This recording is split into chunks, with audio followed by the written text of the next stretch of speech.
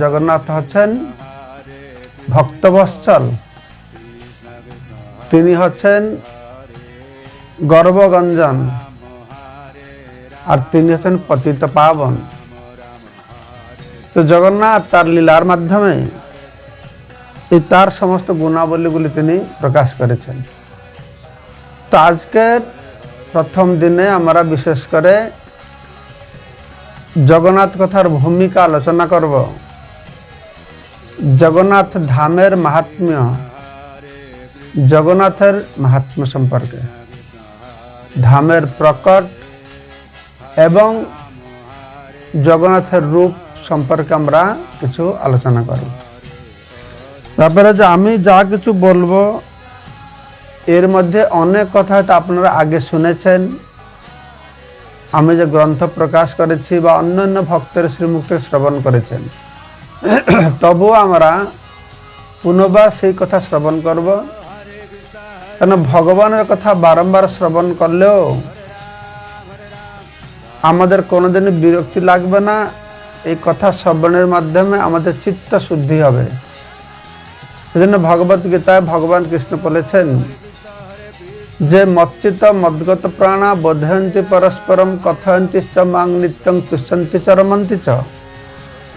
আমার ভক্তদের আনন্দ ইন্দ্র তৃপ্তি, কিসের ইন্দ্র তৃপ্তি না মচ্চিত মদ্গত প্রাণ, যারা তাদের চিত্তকে আমাতে অর্পণ করেছেন, প্রাণকে আমাতে অর্পণ করেছেন, মচ্চিত মদ্গত প্রাণা, তারা একসঙ্গে বসলেই বোধয়ন্তি পরস্পরং, পরস্পর মধ্যে আলোচনা করবে কি না আমার সম্পর্কে, কথয়ন্তি চং মাং নিত্যং তুষ্যন্তি চ রমন্তি চ। এইভাবে তারা আনন্দ পাবে এবং সন্তুষ্টি লাভ করবে। তো আমরা আজকে জগন্নাথের, শ্রী জগন্নাথের সম্পর্কে 7 দিন ব্যাপী আলোচনা করব আজকে থেকে। তো আপনারা জানেন আমাদের 33 কোটি দেবতা রয়েছেন। কেউ কেউ আবার বলে 33 কোটি মানে 33 প্রকারের, যাই হোক অনেক দেবতা রয়েছেন। কিন্তু ভগবান এক হলেও অনাদি অনন্ত রূপম, তার অনন্ত রূপ রয়েছে। তো ভগবানের অনন্ত রূপে ভগবান অনন্ত রস, অনন্ত ভাব তিনি আস্বাদন করছেন। তো ভগবান অনেক বলে ভগবান এক, একেশ্বরবাদ, আর অনেক বলে ভগবান বহু, বহু ঈশ্বরবাদ। কিন্তু বহু ঈশ্বরের মধ্যে কিছু ভ্রান্ত ধারণা থাকে। অনেক মনে করে বিভ্রান্ত হয় যে প্রতিটি জীব হচ্ছে শিব, ভগবান। এইভাবে ভগবান বহুরূপে আত্মপ্রকাশ করেছেন। অনেক মনে করেন প্রতিটি দেবতা আছেন ভগবান, তো ভগবান বহুরূপে আত্মপ্রকাশ করেছেন। কিন্তু বাস্তবে ভগবান বহুরূপে আত্মপ্রকাশ করেছেন তার অনাদি অনন্ত রূপম। কিভাবে না নানা অবতার ভুবনেশ্বর, নানা অবতার, রামাদি মূর্তি সকলা নিয়মেন তিষ্ঠান। রাম ইত্যাদি, রাম, বামন, নরসিংহ, অনন্ত ভগবৎ স্বরূপে ভগবান শ্রীকৃষ্ণ অনাদিকাল থেকে তার নিত্য লীলা বিলাস করছেন ভগবত ধামে। কিন্তু এই সমস্ত ভগবৎ স্বরূপের উৎস হচ্ছেন কে না ভগবান শ্রীকৃষ্ণ। এতে চাংস কলা পুংস কৃষ্ণস্তু ভগবান স্বয়ং।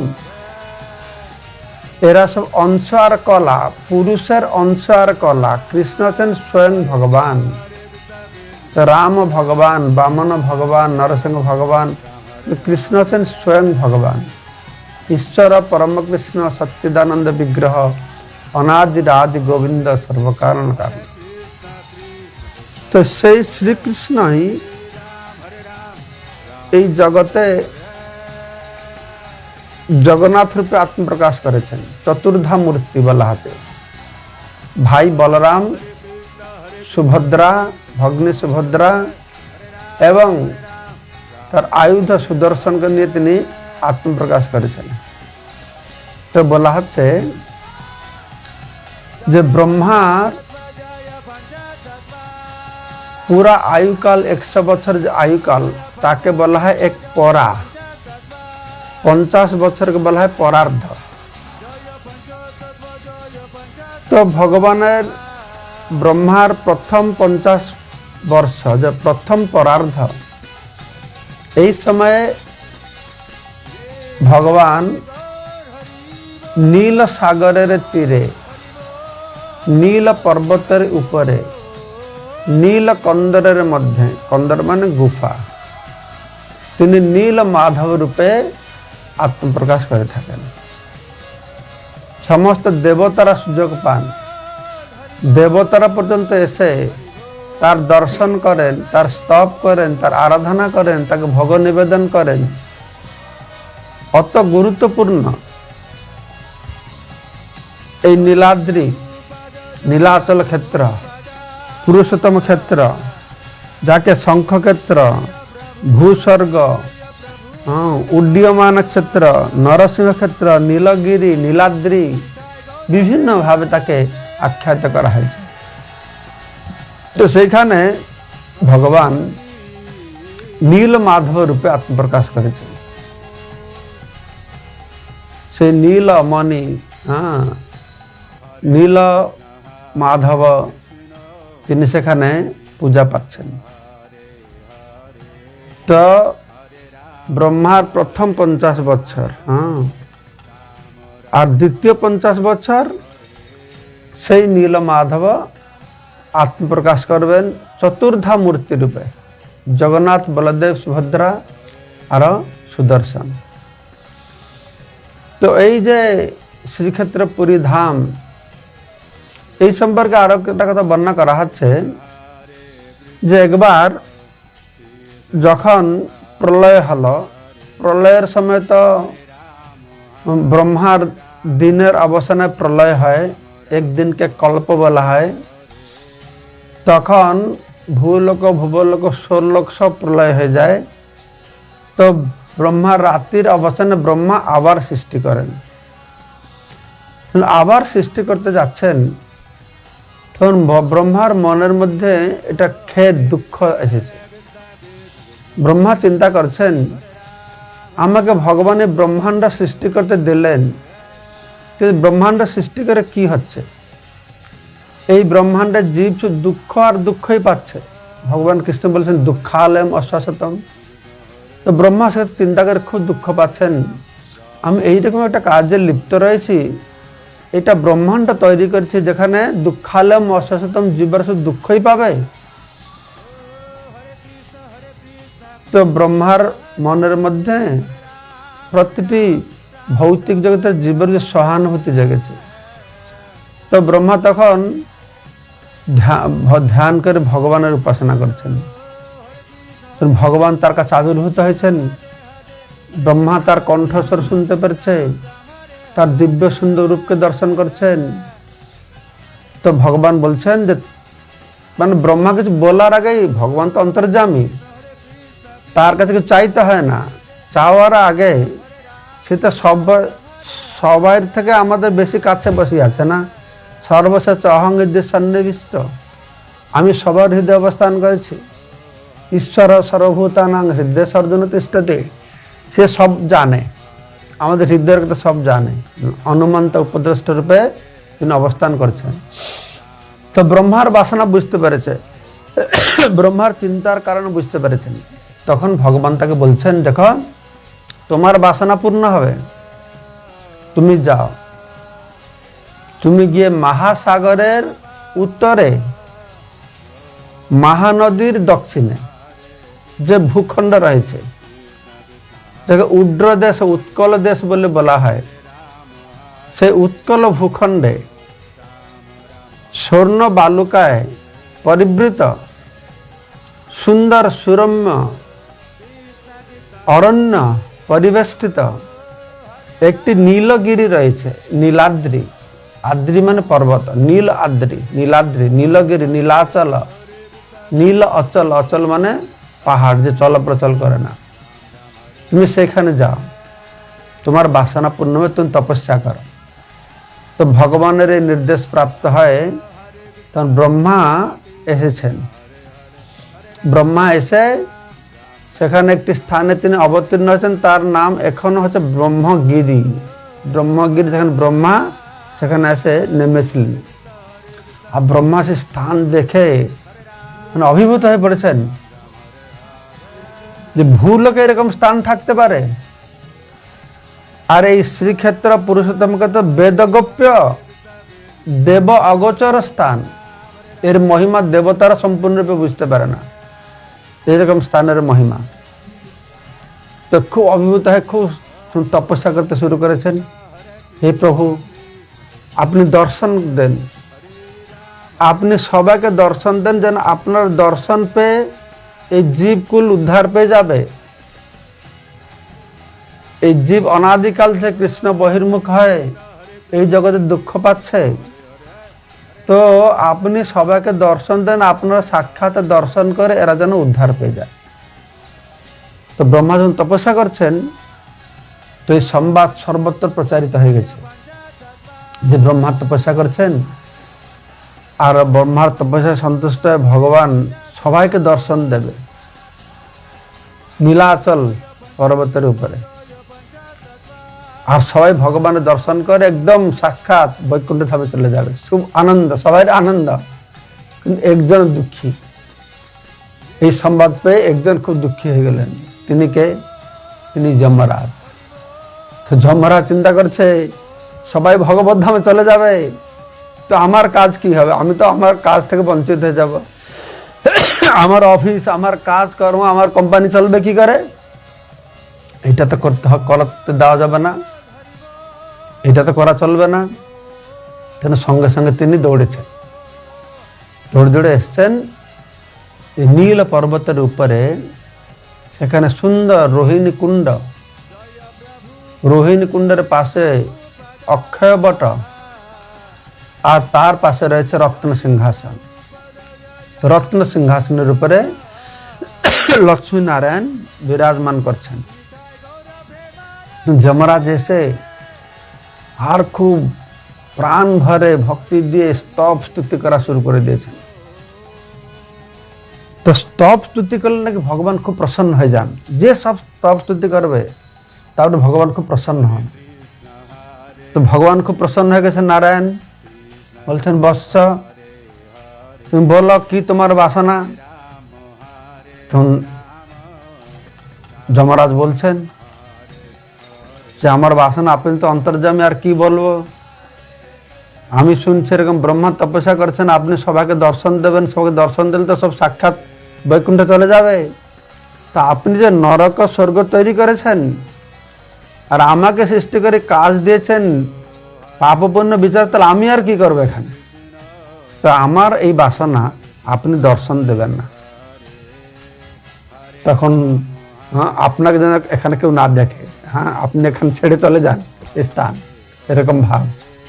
তো নারায়ণ দেখছেন লক্ষ্মীর দিকে, কি হবে এখনই? ব্রহ্মা তপস্যা করেছে, আপনি সবাইকে দর্শন দেন, তাকে আমরা কথা দিয়ে দিয়েছি। যমরাজ বলছে, না না, আপনি এখানে সবাইকে দর্শন দেবেন না। তখন লক্ষ্মীদেব বলছেন যমরাজকে, বৎস দেখো, এই স্থান আমাদের নিত্য স্থান, এই স্থান ছেড়ে আমরা অন্য কোথাও যেতে পারবো না। আমরা তোমাকে দায়িত্ব দিয়েছি পাপপুণ্য বিচার করার জন্য, কিন্তু সেই পাপপুণ্য বিচার করার তোমার দায়িত্ব হচ্ছে এই যে পুরুষোত্তম ক্ষেত্র নীলাচল ধাম, এর বাইরে, এর ভিতরে তোমার কোনো ক্ষমতা নেই। তুমি পাপপুণ্য বিচার করবে, শাস্তি দেবে এর বাইরে। তো নীলাচল ধাম ভিতরে যদি কেউ পাপ পুণ্য করে, সেটা জগন্নাথ স্বয়ং বিচার করবে। কাকে শাস্তি দেবে সেটা জগন্নাথের কাজ। তোমার তোমার তোমার কোম্পানি এখানে কোনো কাজ করবে না এর বাহিরে। তখন নীলাচল ধামের মহিমা লক্ষ্মীদেব স্বয়ং বর্ণনা করছেন যে কিভাবে নীলাচল ধামে একটা কীট পতঙ্গদের প্রতিটি জীব স্বর্গের দেবতারা চতুর্ভুজ রূপে তাকে দর্শন করে থাকেন। আর বিরাট মহিমা বর্ণনা করছেন। তখন তো কি করা যাবে? ঠিক আছে, তুমি ব্রহ্মাকে ডেকেছেন। ব্রহ্মাকে ডেকে বলছেন, ঠিক আছে ব্রহ্মা, তোমার বাসনা আমরা যেন দর্শন দেই। যমরাজ চাইছে দর্শন দেবে না, কারণ আমরা তো স্থান ছেড়ে কোথাও যেতে পারবো না। দুইজনের বাসনা আমরা পূর্ণ করব। তো যমরাজের বাসনা পূর্ণ করবার জন্য আমরা নিজেকে স্বর্ণ বালুকার নিচে লুকায়িত করে রাখবো। কিন্তু বহু বহু বছর পরে পরে আমাদের পরম ভক্ত আসবে, ইন্দ্রদ্যুম্ন রাজা। ওই ইন্দ্রদ্যুম্ন রাজা যখন আসবে, সে অত পরম ভক্ত, তার ভক্তির প্রভাবে আমরা আর নিজেকে লুকিয়ে রাখতে পারবো না। তার ভক্তির প্রভাব অত তীব্র, তখন আমরা আত্মপ্রকাশ করব। চতুর্ধা মূর্তি দারু ব্রহ্মরূপে আত্মপ্রকাশ করবে, জগন্নাথ, বলদেব, সুভদ্রা, সুদর্শন। আর সেই বিগ্রহ, হে ব্রহ্মা, তুমি এসে প্রতিষ্ঠা করবে। তুমি ব্রহ্মলোকে থেকে আবার এসে সেই বিগ্রহ প্রতিষ্ঠা করবে। তারপর সেই জন্য জগন্নাথ যে প্রথম বিগ্রহ ইন্দ্রদ্যুম্ন করেছিলেন, ব্রহ্মলোককে ডেকে নিয়ে এসেছিলেন, আমরা সে কথা আলোচনা করব। দ্বিতীয়বার যখন ব্রহ্মা এসেছেন, তারপরে সে পুরী নীলাচল ধামে যাওয়ার রাস্তা খুঁজে পায় না, তখন মঙ্গলা দেবী তাকে রাস্তা দেখিয়ে দিয়েছেন। ওড়িশাতে রাস্তাকে বলে বাট বাট। হ্যাঁ, সেই জন্য আপনারা যখন পুরী যাবেন, 3 কিলোমিটার দূরে বাট মঙ্গলা রয়েছে। ব্রহ্মা সেই মঙ্গলা দেবীর বিগ্রহ স্থাপন করেছেন, তৈরি করে স্থাপন করেছেন, তবে সেই বিগ্রহ সেখানে সেবা পূজা পাচ্ছেন।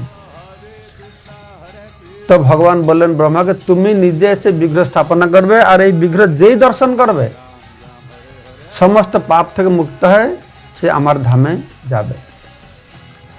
এই জগন্নাথের মহিমা, জগন্নাথ পুরী ধামের মহিমা বর্ণনা করা হচ্ছে যে জগন্নাথ দর্শন করবে কি, পুরী ধামে যদি প্রবেশ করে সমস্ত পাপ থেকে সে মুক্ত হবে। পুরী ধামে প্রবেশ করবে কি, শাস্ত্রে বলা হচ্ছে যে কেউ যদি ঘর থেকে বেরিয়েছে পুরী আমি যাব জগন্নাথ দর্শন করতে, এই বাসনা করে 100 পা হেঁটে এগিয়েছে, তার যে রাস্তা মৃত্যু হয়, সে জগন্নাথ দর্শনও না করতে পারে, পুরী পৌঁছাতেও না পারে, তার যে বাসনা হয়েছে ইচ্ছা করে পুরী যাব, এই যাত্রা শুরু করেছে, তাতেই সে পূর্ণ ফল লাভ করবে। জগন্নাথ পুরী দর্শনের মহিমা বর্ণনা করা আছে যে জগন্নাথ পুরী থেকে জগন্নাথকে দর্শন করবে, সে যত পাপ করেছে তত সমস্ত পাপ থেকে তো মুক্ত হবে। শুধু সেইটুকুই নয়, ঘরে ফিরে গিয়ে আবার যত পাপ করবে তা থেকে মুক্ত হয়ে যাবে। মহারাজা হাঁ করে দিয়েছে, হ্যাঁ এত বড় কথা, কিন্তু তা বলে যে আপনার মনে করে তত ভালো সুবিধা হলো, আমরা জগন্নাথকে দর্শন করব, তারপরে গিয়ে পাপ করব, কোনো চিন্তা নেই। হ্যাঁ, না না, সেটা হবে না, এটার নামও বলে পাপ বুদ্ধি। সেরকম পাপ করলে জগন্নাথ উদ্ধার করবে না। কিন্তু ধামের অত মাহাত্ম্য, এই জগন্নাথ পুরী ধামের অত মাহাত্ম্য বর্ণনা করা হচ্ছে। তো যেটা বললাম, এই জগন্নাথ পুরী ধামে ব্রহ্মার প্রথম পরার্ধে ভগবান নীলমাধব রূপে আত্মপ্রকাশ করেছেন, দ্বিতীয় পরার্ধে চতুর্ধা দারু ব্রহ্মরূপে আত্মপ্রকাশ করেছেন। এই পুরীকে শঙ্খক্ষেত্র বলা হয়। এই পুরী ধাম প্রকট সম্পর্কে শাস্ত্রের বর্ণনা করা হচ্ছে। একবার ভগবান বিষ্ণু মগধ রাজ্যে, বর্তমানে বিহার, গয়াতে গয়াসুরকে বধ করতে এসেছেন। গয়াসুরকে বধ করেননি, তার বিষ্ণু তার চরণকমল তার উপরে স্থাপন করে তাকে মাটির ভিতরে দাবিয়ে রেখেছেন। এখনো গয়াসুর রয়েছে, যখন তখন উঠবে ও। তাকে গয়াসুরকে প্রশমিত করে তখন তিনি উৎকল দেশে এসেছেন, এখন ওড়িশা বলছে। এর আগের নাম ছিল উৎকল, আরো আগের নাম ছিল উড্র দেশ। যখন রাজা ইন্দ্রদ্যুম্ন এসেছেন ওড়িশাতে, তখনকার সময় এর নাম ছিল উড্র দেশ। তো সেখানে ভগবান কি করেছেন না, উৎকল দেশে এসে তার আয়ুধ শঙ্খ, চক্র, গদা, পদ্ম, এই 4টা আয়ুধকে 4টি স্থানে তিনি স্থাপন করেছেন। যে আমরা পুরী যাচ্ছি, তার শঙ্খ সেখানে স্থাপন করেছেন, তার নাম হলো শঙ্খক্ষেত্র। ভুবনেশ্বরে চক্র স্থাপন করেছেন, তার নাম হলো চক্রক্ষেত্র। তারপরে যাজপুর বলে স্থান রয়েছে, বরাহদেব রয়েছেন, সেখানে বিরজা দেবী রয়েছেন। তো সেখানে গদাকে স্থাপন করেছেন, গদা ক্ষেত্র। আর কোণার্ক সূর্য ভগবান যেখানে পূজা আছেন, পদ্মক্ষেত্র। আমরা দেখলাম এখানে পুরীতে বিষ্ণু ভগবান জগন্নাথ, আর ভুবনেশ্বরে শিবলিঙ্গরাজ, যাজপুরে দেবী বিরজা, আর কোণার্কে সূর্য ভগবান। এখানে বৈষ্ণব, শৈব, শাক্ত, শৌর্য, এই চার ক্ষেত্র, শঙ্খক্ষেত্র, চক্রক্ষেত্র, গদাক্ষেত্র আর পদ্মক্ষেত্র। আর এই চারটি ক্ষেত্রের মধ্যে এই শঙ্খক্ষেত্র হচ্ছে সর্বোত্তম, সর্বোৎকৃষ্ট, সর্বশ্রেষ্ঠ। কেননা এখানে পরম ব্রহ্ম স্বয়ং অবস্থান করে জগৎবাসীদের প্রতি তার শুভ দৃষ্টি প্রদান করছেন। তো শঙ্খক্ষেত্রকে বিভিন্ন নামে নামিত করা হয়েছিল। পুরী ধাম বলা হয়েছে, পুরী। জিজ্ঞাসা পুরী কেন? না, পুরী ধাম হচ্ছে যে ধামে পুর মানে বাস করে। কে বাস করে? না, পরম পুরুষ যেখানে বাস করেন। এই পুরী ধামে যে পুরের মধ্যে বাস করে তাকে পুরুষ বলা হয়, আর এখানে পরম পুরুষ বাস করছেন, তাই তিনি হচ্ছেন, তার সেই স্থানের নাম হলো পুরী। পুরী সাধারণত লোক মানে পুরী বলে মনে করে। আর সেই পুরুষ থেকে পুরী, আর সেই পুরুষোত্তম। তো ভগবান শ্রীকৃষ্ণের এই পুরী ধাম অত প্রিয় যে তার নাম পুরুষোত্তম, তার নাম অনুসারে সেটা দিয়েছেন পুরুষোত্তম ক্ষেত্র। ভগবান নাম রাম, স্থান হচ্ছে অযোধ্যা। কৃষ্ণ নাম হচ্ছে দ্বারকা বা বৃন্দাবন। কিন্তু এখানে পুরুষোত্তম ভগবান, তার ক্ষেত্র হচ্ছে পুরুষোত্তম। আর পুরীকে মর্ত্য বৈকুণ্ঠ, ভূস্বর্গ বলে বলা হয়। ভূস্বর্গ এই পৃথিবীতে স্বর্গের মতন। ভগবান জগন্নাথ সেখানে সুন্দর পরিবেশ, বেশি ঠান্ডা নেই, বেশি গরম নেই, সমুদ্র তীর, সর্ব উৎকৃষ্ট স্থান। যেটা আমরা আজকে দেখছি সেটা তো তার আসল স্বরূপ থেকে বহুগুণে কম। সেই ধামের আসল স্বরূপ যেটা আমরা পুরাণে পড়ি, সেই সময়ে সেখানকার যে স্বর্ণ বালুকে আবৃত ছিল, চতুর্পাশে নীলগিরি ছিল। তার শোভা বর্ণনা করা হয়েছে স্কন্দ পুরাণে, ব্রহ্মাণ্ড পুরাণে। তো কলিযুগে তো আর সে সোনা বালি থাকলে ভালো হতো, সব এমনি বালি হয়ে গেছে। কেন সোনা বালি থাকলে সেখানে আর সমুদ্রের কুল থাকতেন, সব গাড্ডা মাড্ডা হয়ে যেত। সেখানে ভগবান কি করছেন? এমনি বালি করে দিয়েছেন। তো সেই জন্য তাকে মর্ত্য বৈকুণ্ঠ, ভূস্বর্গ, তার সেখানকার পরিবেশ সব কিছু নিয়ে ভূস্বর্গ, মর্ত্য বৈকুণ্ঠ বলে বলা হচ্ছে। পুরীকে শঙ্খক্ষেত্র বলা হচ্ছে, কেননা তার সাইজটা হচ্ছে, ভৌগোলিক আয়তন হচ্ছে এটা শঙ্খের মতন, শঙ্খক্ষেত্র। এই শঙ্খক্ষেত্র একদিকে রয়েছেন লোকনাথ, আর একদিকে রয়েছেন নীলকণ্ঠ মহাদেব। পুরীতে অষ্টশম্ভু, অষ্ট মহাবীর আর অষ্টদেবী বিভিন্ন স্থানে, এই শঙ্খক্ষেত্রের বিভিন্ন স্থানে তারা অবস্থান করছেন। আর শঙ্খ আছে না, শঙ্খের ভিতরে একটা গাড্ডা আছে, একদিকে উঁচু আছে। যে গাড্ডা আমরা হাত দিয়ে শঙ্খে ফু দেই, সেইটা হচ্ছে সমুদ্রের ভিতরে। 2 মাইল সমুদ্রের ভিতরে রয়েছে, আর সমুদ্রের বাইরে 5 মাইল আছে, 5 ক্রস, টোটাল 5 ক্রস। 2 ক্রস সমুদ্রের ভিতরে, আরো 3 ক্রস স্থলভাগে। তো এই হচ্ছে শঙ্খক্ষেত্র। যখন বিদ্যাপতি প্রথমে এসেছিলেন, তখন নীলমাধবকে দর্শন করে এই শঙ্খক্ষেত্র পরিক্রমা তিনি করেছিলেন। তো এখনো সে শঙ্খক্ষেত্র পরিক্রমা হয়। আমাদের ঠিক কার্তিক পূর্ণিমার পরে পঞ্চমী তিথিতে ভগবান অত ভক্ত বৎসল, তার নিজের তিথিতে নয়, তার ভক্ত শঙ্খ, পঞ্চজন্য শঙ্খ, তার জন্মতিথিতে তার নামে শঙ্খক্ষেত্র, তো তাই তার জন্মতিথিতে এই শ্রীক্ষেত্র বা শঙ্খক্ষেত্র পরিক্রমা ব্যবস্থা করা হয়েছে। তো প্রতি বছর হাজার হাজার ভক্ত সেখানে গিয়ে, সে বিদ্যাপতি যে পরিক্রমা করেছিলেন, এখনো হাজার হাজার ভক্ত গিয়ে সে শঙ্খক্ষেত্রের পরিক্রমা করছেন।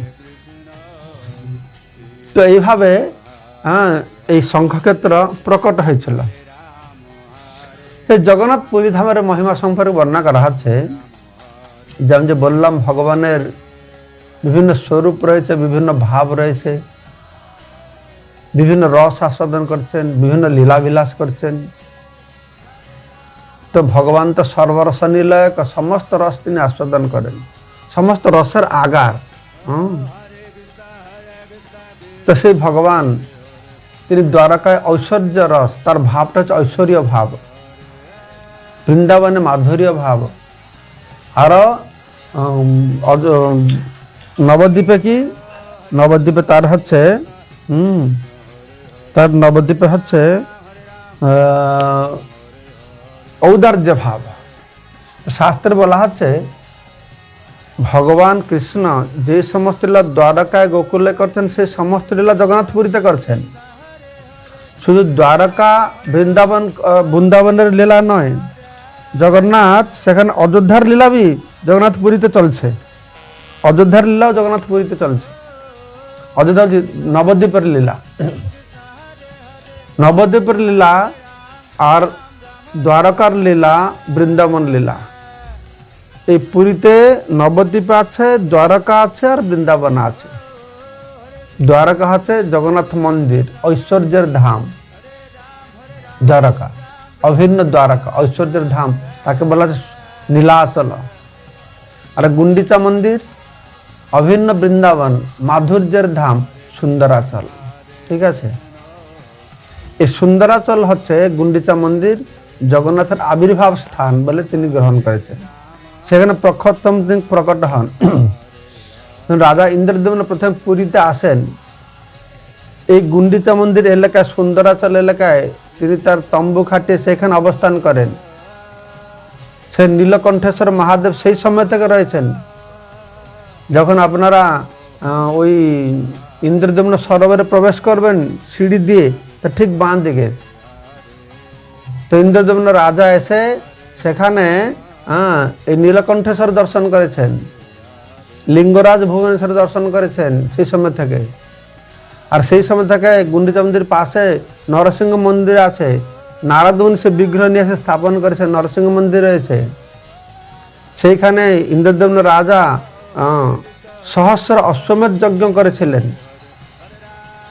সেসব বর্ণনা শাস্ত্রে রয়েছে। সেটা হচ্ছে মহাবেদী। জগন্নাথ মন্দির যে রত্ন বেদী বা রত্ন সিংহাসন, আর গুন্ডিচা মন্দিরে যেখানে ভগবান অবস্থান করেন, মহাবেদী, রত্নবেদী, মহাবেদী, নীলাচল, সুন্দরাচল।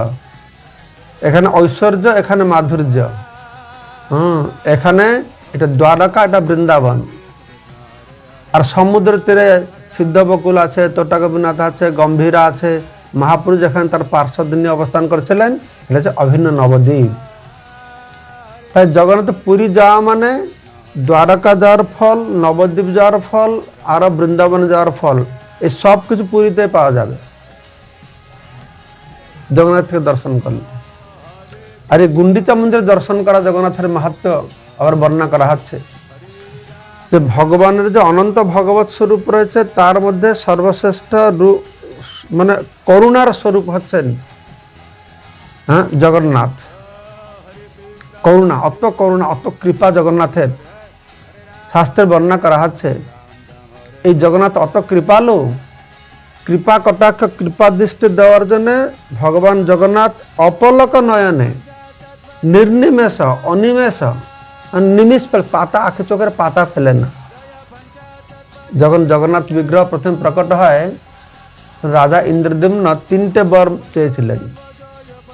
তার মধ্যে একটা বর চেয়েছিলেন যে আপনি সব সময় জগৎবাসীদেরকে দর্শন দেবেন, আপনার কৃপা দৃষ্টি যেন সবসময় মানুষের উপরে পড়তে থাকে। রাত্রে মাত্র 2 ঘন্টা 2 প্রহর আপনি দরজা বন্ধ থাকবে। 2 প্রহর যে বন্ধ থাকবে তা যে জগন্নাথ ঘুমাবে তা নয়, কিন্তু 2 প্রহর বন্ধ থাকবে, তখন দেবতারা আসবে, জগন্নাথ তাদেরকে দর্শন দেবেন। তার মানে কি জগন্নাথ ঘুমায় নাই? হ্যাঁ, জগন্নাথ ঘুমাবে কি করে? তার চোখে পলক থাকলে না ঘুমাবে? তার চোখ তো পুরো খোলা। তো ভগবান এই ভগবত স্বরূপে অত কৃপালু যে চোখে পলক ফেলবে সেটা ব্যবস্থা নেই তার। তিনি এসেছেন সবসময় অকাতরে তার কৃপা দৃষ্টি সবাইকে প্রদান করছেন। আরো একজন ভক্ত বলছিলেন জগন্নাথের করুণা। আমাদের সবার মধ্যে কিছু না কিছু করুণা ভাব রয়েছে। কার মধ্যে করুণা ভাব আসলে কি হয়, এই চোখের কোণাতে লাল দাগ আছে, সবাই টেনে দেখবেন লাল দাগ আছে, ওইখান থেকে করুণার অশ্রু বাড়ি ঝরে পড়ে। তো জগন্নাথের চোখ দেখেছেন? তার চতুর্পার্শ্বে একদম পরিপূর্ণ, তার করুণার পরিপূর্ণতা জগন্নাথের মধ্যে রয়েছে। তার চতুর্পাশে দেখবে লাল, গোলাকার লাল, কেননা করুণা প্রভাব তার মধ্যে পরিপূর্ণভাবে রয়েছে। তো এভাবে জগন্নাথের করুণার কথা বর্ণনা করা হচ্ছে। জগন্নাথ যে কতটা ভক্তবৎসল, জগন্নাথের সংস্কৃতি সম্পর্কে শ্রবণ করলে আপনারা আশ্চর্য হবেন, তার মহিমা দেখুন। জগন্নাথের অনন্যতা মানে জগন্নাথ মন্দিরে যা হয় দুনিয়াতে তা কোথায় হয় না। ভারতে যত মন্দির আছে সব মন্দিরে ভগবানের সেবা করার সুযোগ পান একমাত্র ব্রাহ্মণেরা। জগন্নাথ মন্দিরে প্রবেশ করে তারা, বা ঠাকুরের মন্দিরে তিরুপতি যাবেন, তারপরে রঙ্গনাথ শ্রীরঙ্গম যাবেন, উডুপি যাবেন, নাথদ্বারা যাবেন, যেখানে যাবেন শুধু ব্রাহ্মণরা গিয়ে সেবা পূজা করতে পারেন। শুধু পুরীতে একটা তার ব্যতিক্রম, সেখানে উন্নত ব্রাহ্মণও যাবে, আর সব থেকে নিকৃষ্ট অস্পৃশ্য আদিবাসী শবর, যারা শবর মানে কি, আদিবাসীরা তো অস্পৃশ্য নিচু জাতি, তাদের মধ্যেও যারা নিচু, এই শবররা অত নিচু যে আদিবাসীরা তাদের গ্রামে রাখে না, ওরা গ্রামের বাইরে থাকে। আমি তো ট্রাইবাল প্রচার করি, আমি দেখি, আমি শবর পাড়াও যাই, মানে আদিবাসী থেকে আরো নিকৃষ্ট তাদের রূপ, তাদের স্বভাব চরিত্র, সে একবার উদ্ভট। আমাকে সেটা আশ্চর্য করে জগন্নাথ কত কৃপালু, যে সারা জগতের যে সব থেকে নিকৃষ্ট তারাও গর্ভ মন্দিরে প্রবেশ করে তারা সেবার সুযোগ পাচ্ছে। কখন সুযোগ পাচ্ছে? 11 মাস ব্রাহ্মণরা সেবা করবে, আর 1 মাস এই শবর জাতি তাদেরকে দৈতাপতি বলে বলা হচ্ছে। ব্রাহ্মণ হচ্ছেন পতি মহাপাত্র, যে বিদ্যাপতি বংশধর, আর এরা হচ্ছে শবর বিশ্ববসুর বংশধর। এরা 1 মাস সেবা করে। দৈতাপতি, দৈত মানে জানেন, রাধে জয় জয় মাধব দৈতে, মানে দ্বৈত মানে প্রিয়। ভগবান বেদ বেদান্ত উপনিষদ ব্রাহ্মণকে কত বড় স্থান দিয়েছেন। বলছে ব্রাহ্মণ মুখে, ব্রাহ্মণে খাওয়ালে তার মুখ দিয়ে আমি খাই, ব্রাহ্মণ অত মহান, অত শ্রেষ্ঠ। কিন্তু এখানে প্রিয় যখন বলছেন, কে প্রিয়? না, এই শবরেরা আমার প্রিয়। দৈতাপতিরা, তাদের দৈতাপতি বলা হয়, তারা বলে আমরা ব্রাহ্মণ নই, আমরা বৈষ্ণব নই, আমরা ভগবানের ভক্ত নই।